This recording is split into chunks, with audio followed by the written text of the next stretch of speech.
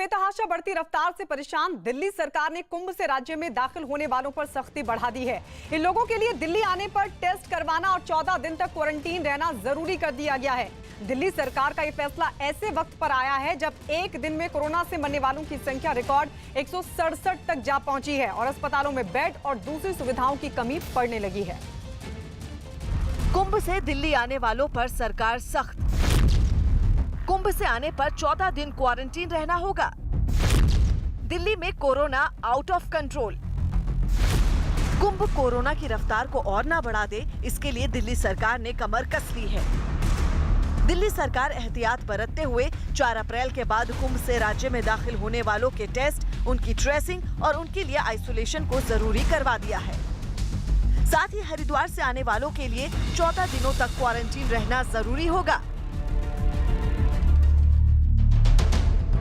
इससे पहले दिल्ली सरकार ने कोरोना की चेन तोड़ने के लिए कर्फ्यू लगाया हुआ है, जिसका आज दूसरा दिन है। पाबंदियां सख्ती से लागू हैं, सड़कों पर पुलिस मुस्तैद है, आने जाने वालों की सख्ती से चेकिंग की जा रही है।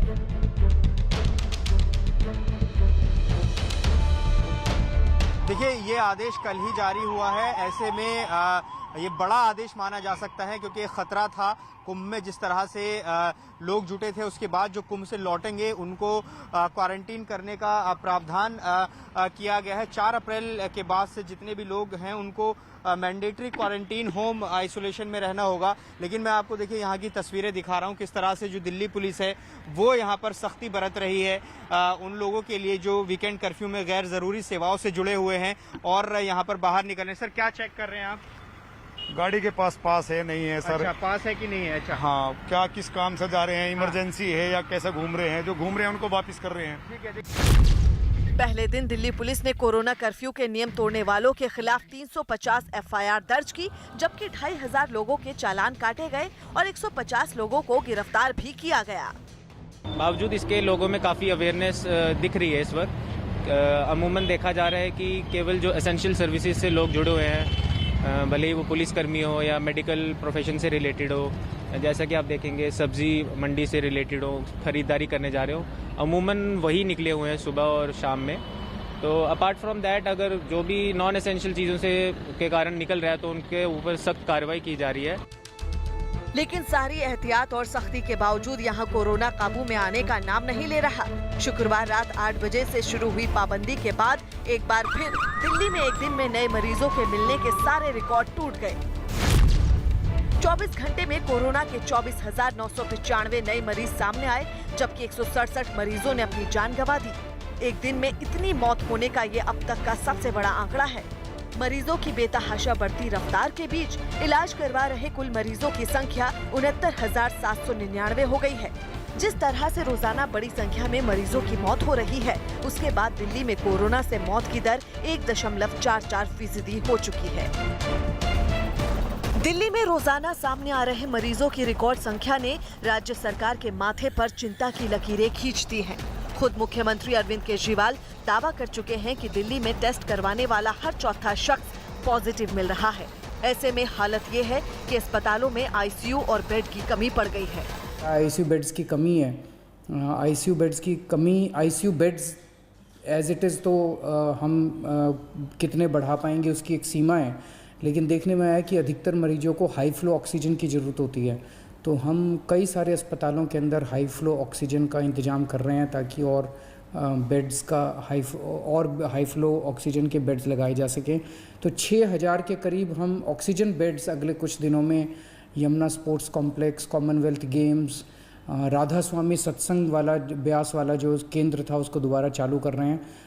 कई स्कूलों के अंदर भी बेड्स लगाए जा रहे हैं और उनको हॉस्पिटल्स के साथ अटैच किया जा रहा है। दिल्ली एयरपोर्ट के पास बन रहे कोविड सेंटर के जल्द शुरू होने से दिल्ली को कुछ राहत जरूर मिलेगी। डीआरडीओ ने यहाँ 500 बेड वाला एक अस्पताल तैयार किया है, जिसमें सोमवार से करीब 250 मरीजों को भर्ती किया जा सकेगा।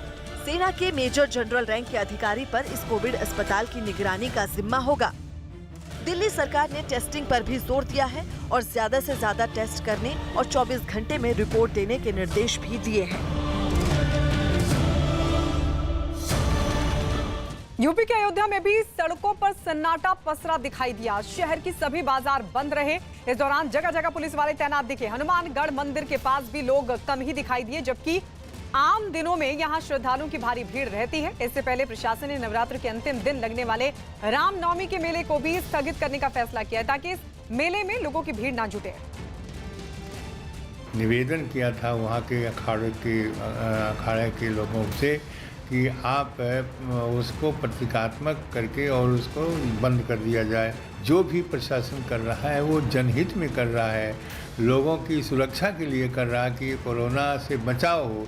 तो जो बचाव के लिए किया जा रहा है वह प्रति रविवार के दिन बंद होना है। फिर रात में कर्फ्यू लग रहा है, जो लगेगा उसका हम सभी देशवासियों से ही करेंगे कि उसको अक्षरशः उसका पालन करें। हम मौजूद हैं इस समय हनुमानगढ़ी पर। यहाँ पर आम दिनों में हजारों की संख्या में श्रद्धालु मौजूद रहते हैं, लेकिन अगर आज की बात करें तो आज पूरे प्रदेश में कोरोना लॉकडाउन लगा हुआ है, जिस लिहाज से लोग अपने अपने घरों में हैं। और यहाँ पर हनुमानगढ़ी की सीढ़ियाँ सूनी हैं। यहाँ पर अगर कोई तैनात है तो केवल सुरक्षा बल। लोग आ जा नहीं रहे हैं, मंदिरों में पूजन पाठ पुजारी कर रहे हैं, लेकिन बावजूद इसके जो श्रद्धालु हैं, धर्मनगरी अयोध्या में श्रद्धालुओं की आमद रहती है। ऐसे में श्रद्धालु यहाँ पर नदारत हैं। लोगों ने 100% कोरोना के नियमों का पालन किया है, लॉकडाउन का समर्थन किया है, और इसी का एक अंश है कि हनुमानगढ़ी की सीढ़ियाँ, जहाँ पर हजारों की संख्या में श्रद्धालु रहते हैं, आम दिनों में भी लगातार भीड़ यहाँ पर बनी रहती है। लेकिन आज यहाँ पर कोई एक सिंगल ना ही श्रद्धालु है, ना ही संत महंत है, ना ही स्थानीय है।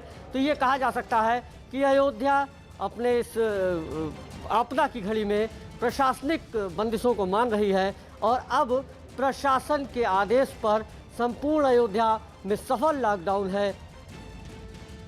देश के कई राज्यों में कोरोना से हालात बिगड़ने के बाद वहां सख्ती दिखाई दी। इस वक्त टीवी स्क्रीन पर 5 तस्वीरें आपके सामने। मुंबई, दिल्ली, चंडीगढ़, वाराणसी और भोपाल में सख्ती का असर दिखा। सड़कें सुनसान नजर आई, जबकि सभी बाजार बंद रहे। सड़कों पर निकलने वाले लोगों की पुलिस ने जांच की और उसके बाद ही उन्हें आगे जाने दिया गया।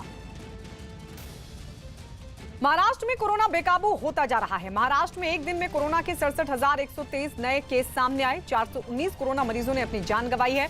महाराष्ट्र में एक दिन में 56,783 मरीज ठीक भी हुए हैं। राज्य में रिकवरी रेट करीब 81% है। वहीं मृत्यु दर 1.5% से ज्यादा तक जा पहुंची है। मुंबई और नागपुर में कोरोना का कहर जारी है।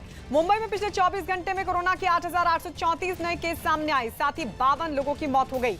मुंबई में कोरोना के कुल 87,369 एक्टिव केस हो गए हैं। तो वहीं नागपुर में एक दिन में 6,956 नए मरीज बढ़े हैं, जबकि 79 कोरोना मरीजों की मौत हुई है। कर्फ्यू के बाद भी मुंबई में सड़कों पर ट्रैफिक कम नहीं हो रहा है, जिसे देखते हुए पुलिस ने आवश्यक सेवाओं से जुड़ी गाड़ियों पर स्टिकर लगाने का फैसला किया है। 3 कलर कोड के स्टिकर जरूरी सेवाओं से जुड़े लोगों को दिए जा रहे हैं। तो वहीं मुंबई में सार्वजनिक जगहों पर थूकने पर भी पुलिस कड़ी कार्रवाई करने की तैयारी कर रही है। महाराष्ट्र के नंदुरबार में कोरोना संकट के बीच पश्चिमी रेलवे ने ऐसे 21 कोच दिए हैं जिन्हें कोरोना मरीजों के इलाज के लिए तैयार किया गया है। बताया गया कि कोरोना मरीजों की संख्या बढ़ने के बाद 100 आइसोलेशन कोचों की मांग की गई थी, जिसके बाद रेलवे ने 21 कोच उपलब्ध करा दिए हैं महाराष्ट्र को।